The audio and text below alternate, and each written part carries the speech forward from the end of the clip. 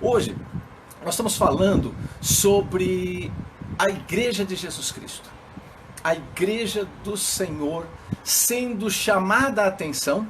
Ela agora, quando Cristo vem para João Batista na ilha de Patmos para revelar o Apocalipse, ele vem falar sobre cada igreja. E olha que coisa interessante, para quem já está acompanhando, mas eu vou já repetir mais uma vez, a Igreja de Jesus Cristo, quando vem essa palavra, ela vem para aquela época lá na Ásia, onde tinha a igreja de Éfeso, de Esmirna, de Pérgamo, Tiatira, de Sardes, Laodiceia, Filadélfia, todas aquelas igrejas, regiões que eram daquela época. A palavra veio para aquela igreja naquela época. Mas ela estava também apontando, sinalizando, olha que coisa linda que Deus fez.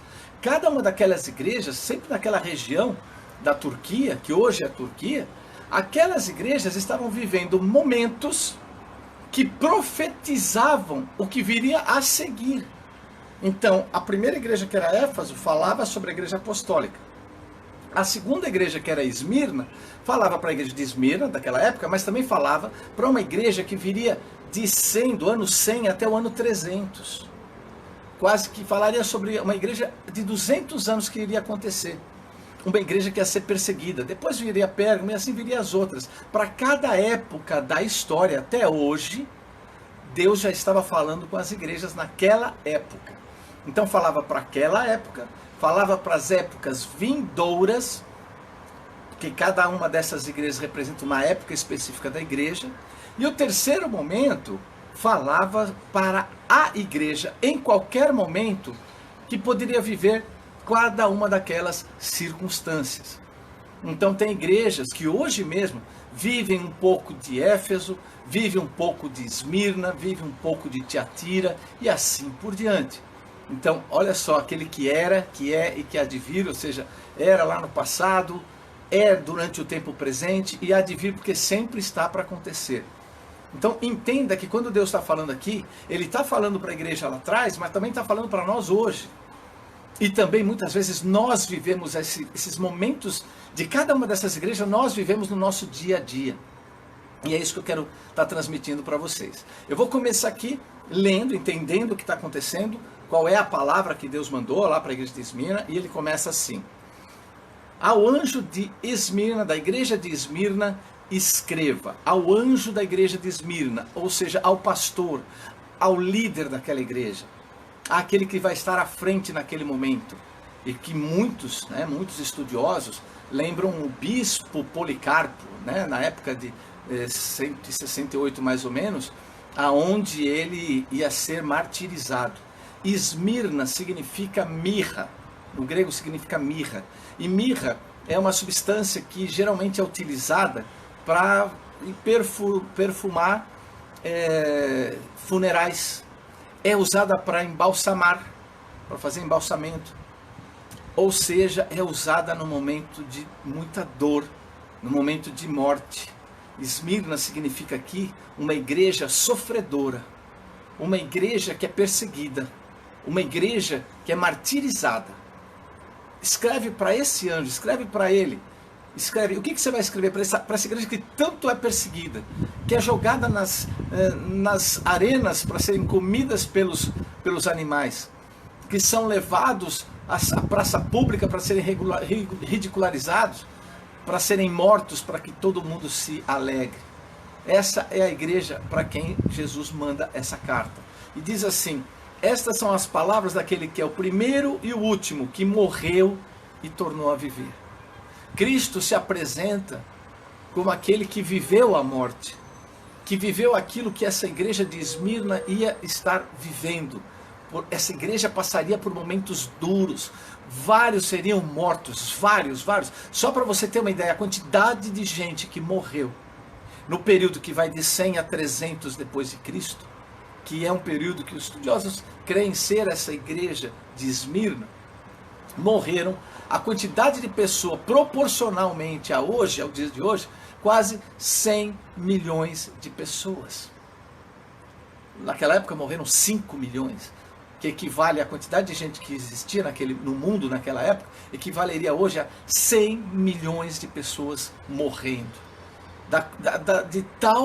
de tal agressão que teve aqueles que criam em Jesus Cristo. Eles tinham perseguição por judeus, eles tinham perseguição por romanos, eles tinham perseguição por todo mundo que não cria em Jesus Cristo, porque era uma coisa nova. Quem ia crer num homem que veio da Galileia, que veio de Nazaré, um homem que não tinha nenhum estudo, não tinha nenhuma pompa? Este homem morre como um condenado, morre junto com ladrões, e ele vai salvar a minha vida?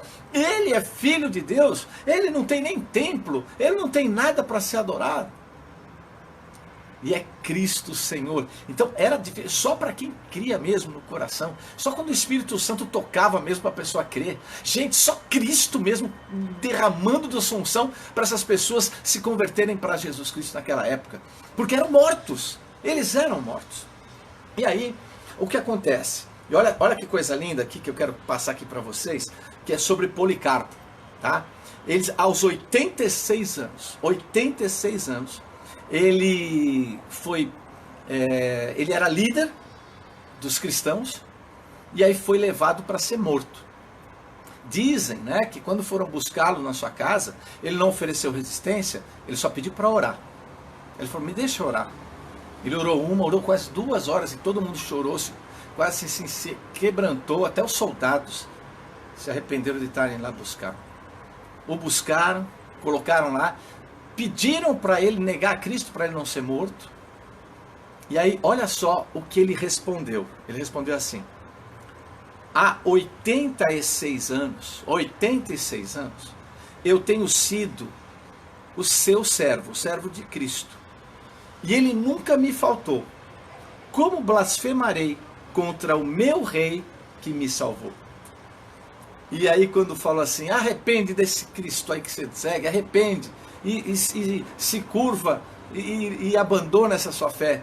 E ele diz, nós não estamos acostumados a nos arrepender do que é bom para mudar para o que é mal. E aí foi muito ódio. Dizem alguns que ele foi jogado para ser queimado e que o fogo não queimava ele. E ficava o fogo e não queimava o fogo. Isso é o que é contado. E que ele foi depois perfurado por uma espada para poder morrer.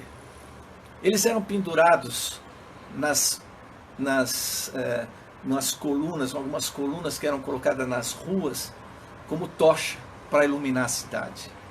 Eles eram mortos na frente dos filhos. Eles eram mortos dentro de arenas.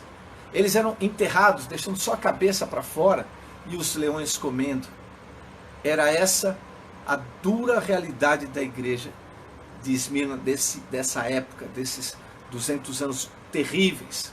E aí eu conheço as tuas obras, a aflição e pobreza, mas tu és rico. Porque o imperador mandou tirar todos os bens deles. Eles voltaram à pobreza, todo mundo que tinha bens perderam, que tinha terras perderam, tudo que tinha posses perderam tudo. Tudo confiscado, eles voltaram à miséria. Começaram a ser aflitos, mas Cristo dizendo, vocês são ricos. Ricos pela esperança, rico por aquilo que vos aguarda, rico pela vida eterna. Vocês vão morrer, mas vocês vão viver eternamente.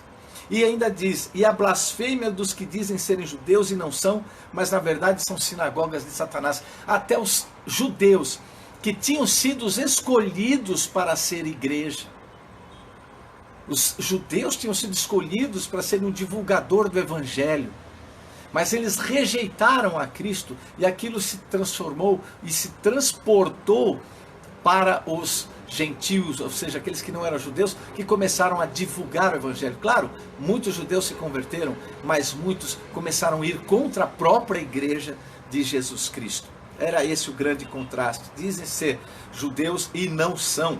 Inclusive, diz a história que eles levavam as toras de madeira para poder pôr fogo nos cristãos. Eles eram completamente contra os cristãos. Isso era o que estava acontecendo naquela época. E era chamado ali sinagoga de Satanás. Mas o Senhor falava, não temas as coisas que virás a sofrer. Eis que o diabo está para lançar mão de vós e vos aprisionar, para que sejais tentados. E vós tereis aflição de 10 dias. Esses 10 dias, alguns creem que são os 10 imperadores, outros creem que 10 é uma coisa rápida, é que esse momento vai ser rápido, como realmente foi, foram só 200 anos. As outras dispensações das igrejas eram maiores. Então, aqui foram 200 anos, mas foram 200 anos críticos mesmo, que aconteceram, mas que passaria rapidamente. E o Senhor manda a palavra aqui: não temas. Não temas. Não temas as coisas que virás a sofrer. O diabo vai lançar mão de vós. O diabo vai aprisionar. Olha, Cristo sabendo que a igreja ia passar e já avisando por carta. O Senhor Jesus já estava avisando que essa igreja ia sofrer. E aí depois, na sequência, quem tem ouvidos para ouvir, ouça o que o Espírito diz à igreja. O que vencer não sofrerá o dano da segunda morte. Ou seja, não viverá, não morrerá eternamente. Não passará dessa para uma pior. Não morrerá, viverá eternamente. Essa palavra foi lançada para uma igreja que vivia naquela época e para uma igreja que viveu de 100 a 300 mais ou menos depois de Cristo. Mas essa palavra vem falar com você, vem falar comigo, é por isso que eu estou aqui, para estar passando isso para você. Eu quero dizer que o Senhor Jesus, o poder de Deus, a graça de Deus, a glória de Deus, ela vem sobre a sua vida agora para te dizer: meu servo, não temas. Você vai ser muitas vezes pisado. Hoje em dia são perseguidos no mundo, em vários países mesmo, mas olha, eu não vou citar aqui os nomes, depois você procura. Eu não quero citar nomes aqui desses países, não. Mas eu quero que você saiba, tem países hoje que perseguem de uma forma muito rígida mais de 260 milhões de cristãos no mundo. Mais de 260 milhões de cristãos estão sendo perseguidos, estão sumindo do mapa, estão sendo queimados, estão sendo mortos, estão sendo degolados. Essa igreja de Esmirna ainda acontece hoje nos nossos dias. Às vezes a gente não está nem atento a isso porque não faz parte do nosso silo social, não faz parte daquilo que a gente está acostumado a escutar. Quantas coisas, quanta informação tem hoje, e muitas coisas a gente não vai estar escutando. Muitas coisas a gente vai deletando, mas existe hoje. Essa igreja de Esmirna está sofrendo ainda agora. Essa igreja de Esmirna está sendo morta em tudo quanto é canto no mundo inteiro, só porque crê no nome do Senhor Jesus Cristo. Nós estamos no Brasil, aqui é uma maravilha, aqui você pode pregar, aqui você pode abrir igreja, aqui você pode ir em praça pública, aqui você pode alugar um estádio de futebol para pregar o evangelho. Tem uma história muito linda que aconteceu na Coreia do Norte, em que eles estavam reunidos numa caverna para glorificar o nome do Senhor, e chegou um monte de gente com arma e falou: vocês vão morrer todos aqui. Aí todo mundo ficou desesperado e falou: quem negar a Cristo pode sair aqui. E alguns negaram e saíram. E quando os outros ficaram para morrer, eles baixaram as armas e disseram: bem, a partir de agora a gente pode louvar ao Senhor, porque só tem cristão verdadeiro e sincero aqui entre nós. Eram cristãos mesmo que estavam ali para estar louvando o nome do Senhor Jesus. E eu creio que isso está acontecendo no mundo inteiro. E ainda quando ele coloca que essa aflição, Satanás está desesperado para destruir a igreja. Ele tem duas estratégias muito fortes. A estratégia da perseguição, que é matar, que é destruir, que é derrubar, que é impedir o evangelho de ser propagado. Porque quanto mais ele impedir a propagação do evangelho, mais tempo demora, porque o Senhor diz: o evangelho será pregado em toda a terra e virá ao fim. Então, não é estratégia do diabo que esse evangelho seja pregado. Ele vai colocar barreiras, ele vai colocar dificuldades, ele vai travar, ele vai impedir. Isso é uma estratégia. E a outra estratégia é folgar.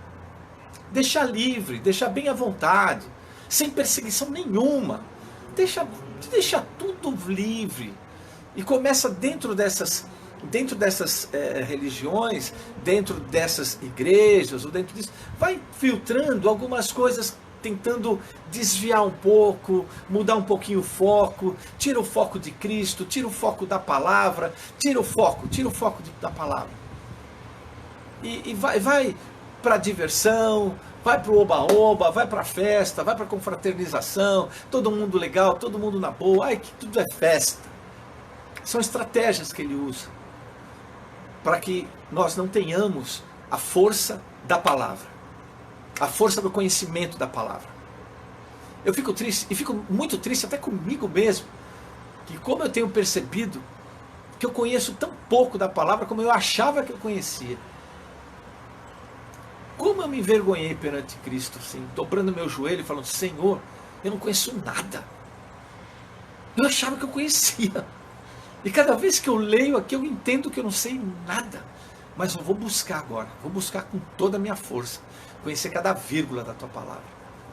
Porque é ela quem salva, é ela quem recupera a vida, é ela quem traz força para viver, é ela quem restaura, é ela quem fortalece, é ela quem não deixa a gente passar inanição espiritual, fome espiritual, carência espiritual, que ser derrubado espiritualmente. É a palavra que fortifica, que traz amor ao coração, um amor assim que transborda, um amor que você não consegue nem segurar, de tanto amor que você quer distribuir para o mundo, distribuir para as pessoas que precisam. E essa igreja de Esmirna, nós também estamos vivendo. Eu vi essas semanas que passaram aqui, quanta gente orando porque tinham pessoas morrendo numa cama de hospital, outras morrendo dentro dos seus relacionamentos, outros morrendo porque pessoas queridas estavam quase que para morrer. Quantos estão morrendo porque não tem objetivo na vida? Quantos estão morrendo porque não tem amor, porque não tem segurança em ser amado?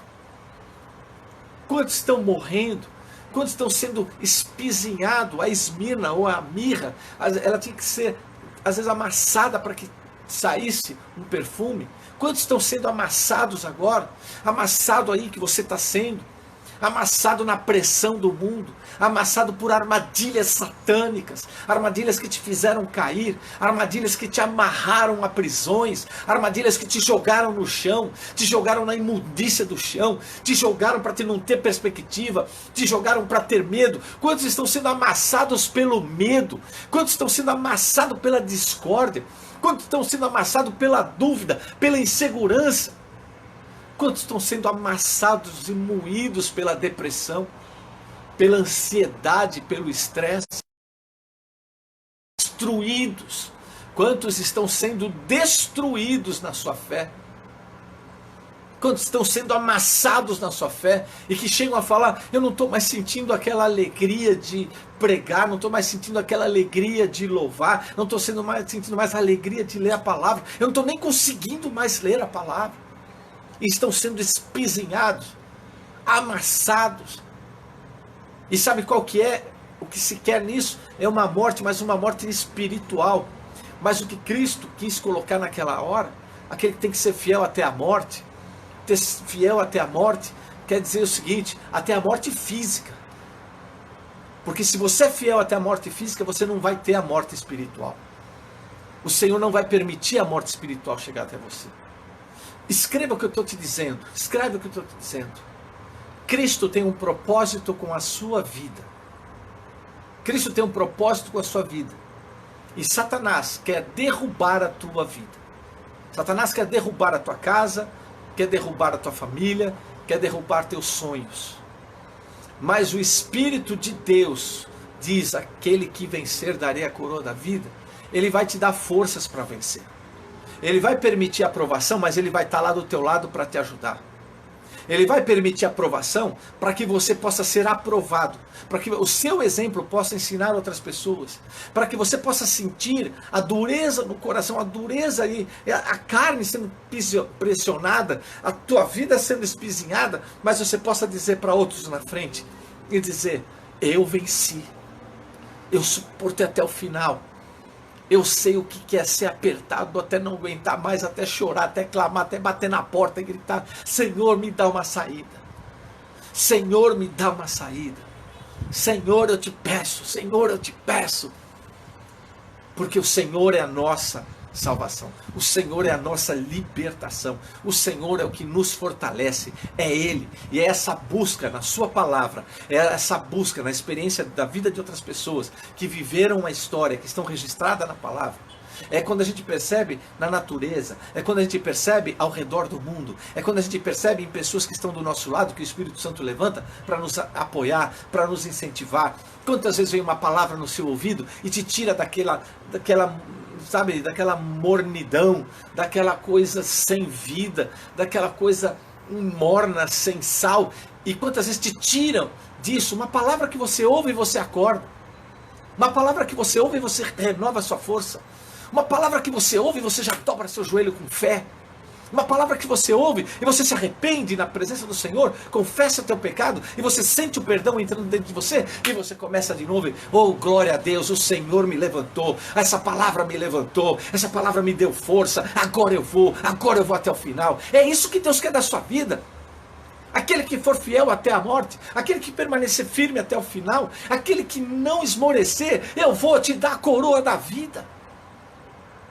É isso que Deus está falando para você nessa hora. São essas palavras que estão entrando na tua mente, no teu coração, e estão dizendo: levanta a tua cabeça, meu filho, levanta que eu vou te abençoar, levanta e vai para onde você tem que ir. O Espírito Santo de Deus está contigo, a força de Deus está contigo, o poder de Deus está contigo. Dobra teu joelho na minha presença e eu vou te encher, o meu Espírito vai te encher, e você vai pregar com ousadia, e você vai acordar com alegria, e você vai cantar com felicidade, e você vai sentir o poder de Deus dentro de você. E as portas vão começar a se abrir. E mesmo na luta você vai sorrir. E mesmo na tribulação você vai estar de pé. E mesmo no momento mais triste da vida, ainda você lá no fundo vai ter fé.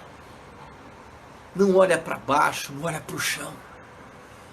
Olha para cima, de onde vem a tua salvação. É isso que o Senhor está falando. É isso que o Senhor está te alimentando. É isso que o Senhor está endurecendo tua casca para você aguentar firme cada palavra que tentam te derrotar, cada medo que querem colocar no teu coração. Mas segue firme. Eu conheço as tuas obras. Das 7 igrejas, todas elas tinham algo que Jesus criticava. Mas Esmirna não teve uma crítica. Foi uma igreja sofredora. E sofreu até o final. E não negou. É o que eu disse. Dentro de cada um de nós, temos um pouquinho de cada igreja. De Éfeso, temos o amor fraternal. O amor de Cristo. O amor de se dar às pessoas. E a atenção de não se misturar com o mundo. Em Esmirna, nós temos muitas vezes o sofrimento, a dor, a perda, o lamento, a tristeza, o bater um com o outro, né? O apertar. Mas nós não temos nenhuma palavra de crítica. Apenas: ao que vencer, darei a coroa da vida. Que o Senhor te dê essa coroa da vida. Que o Senhor te dê essa bênção, a bênção do Pai. Enquanto o mundo está aí, correndo atrás das coisas daqui mesmo, dessa felicidade que passa rapidinho, dessa alegria que vem, que vai, ó, rapidão. Você está atrás da alegria que vai para a vida eterna. Aprendendo a cada dia. Aprendendo a cada dia. A cada dia aprendendo. A cada dia sofrendo. Esse sofrimento de Esmirna que vem lá dentro vai produzir em você perfume. Que perfume? A tua adoração verdadeira a Deus. O chegar-se cada vez mais perto de Deus.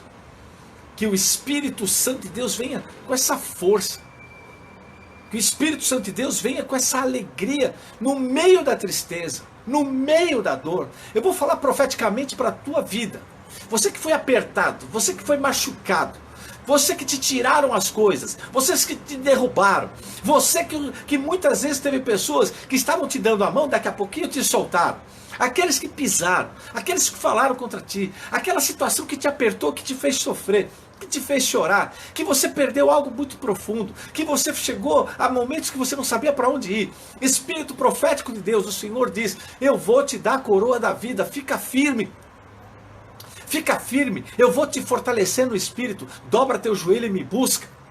Dobra teu joelho e me clama. Dobra o teu joelho e pede. Abre minha palavra, eu falarei contigo. Eu te falarei em salmos. Eu te falarei nos profetas. Eu te falarei na Torá. Eu te falarei nas cartas apostólicas. Eu te falarei no Evangelho. Eu te falarei em revelação. Eu te falarei nos livros poéticos. Eu falarei contigo. Eu não te deixarei só. Eu não vou te deixar só. Você está caído. Você está sujo. Você está derrubado. Eu estou com a minha mão estendida. Pega na minha mão. Eu vou te levantar. Arrepende-te de onde caíste e levanta-te. Eu vou te dar a mão. Eu estou te dando a mão. Eu estou te dando força. Eu estou te dando alegria de novo. Você vai receber uma alegria que nenhum no mundo pode dar. Você vai receber agora a alegria do Espírito. Você vai receber agora o poder do Espírito Santo. E você vai se erguer e não vai entender onde é que está a tristeza. Onde está a Esmirna? Cadê? Virou perfume. Virou alegria.